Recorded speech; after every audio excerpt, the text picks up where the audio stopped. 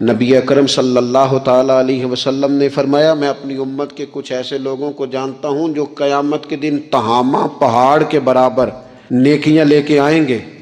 तिहामा पहाड़ था एक बड़ा सफ़ेद रंग का, इस पहाड़ के बराबर वो नेकियां लेके आएंगे, लेकिन फरमाया अल्लाह ताला उनकी नेकियों को हवा में उड़ा देगा।